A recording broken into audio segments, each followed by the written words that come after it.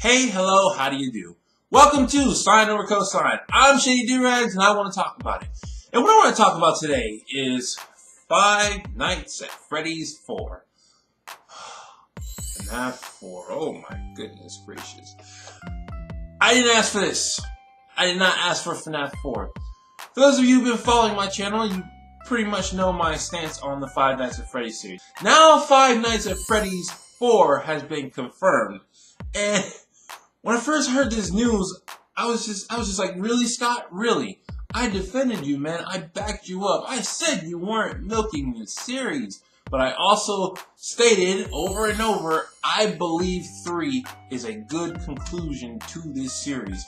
If Scott makes a 4th, I think then he will truly be milking the series. And lo and behold, Mr. Cawthon decided to make a 4th.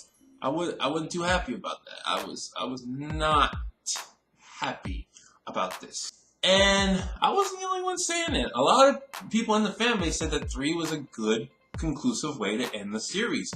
If you have a story that has a good, decent conclusion to the end of the stories, no matter how good the series is, it's probably best if you leave the story alone, Toy Story. So, when I first heard the news, all these negative emotions came out. Then I went and looked at the trailer poster. Yeah, my inner Five Nights fanboyism started rising up. I really do like this series, and the poster showed Freddy. For those of you who don't know, the main 4 weren't that big of a deal in 3. It was mainly about Springtrap. And to see Freddy again, one of the original main 4, it felt really good to be seeing him again.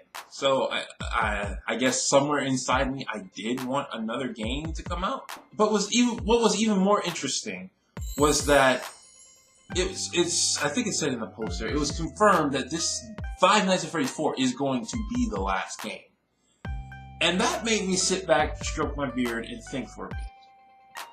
If Scott originally planned for 4 to be the last game, when I say originally, I mean like after 2.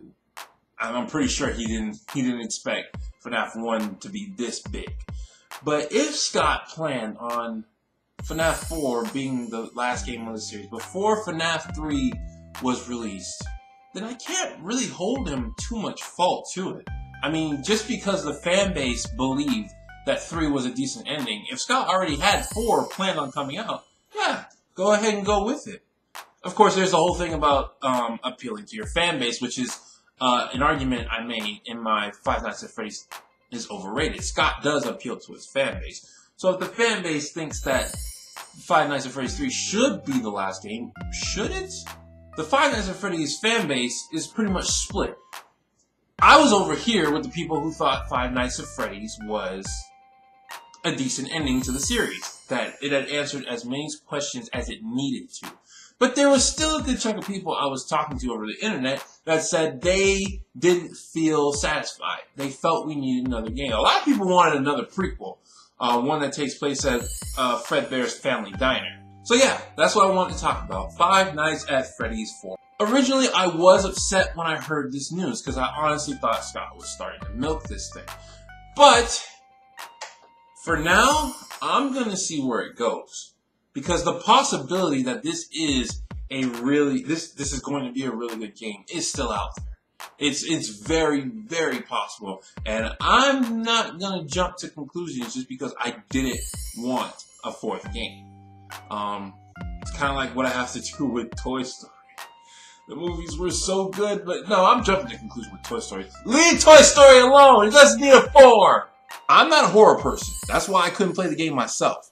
Whether you liked horror or not, the game's mystery drew you in. What Scott did was he put a lot of background, story, lore into the game, but he didn't outright tell you what that lore was.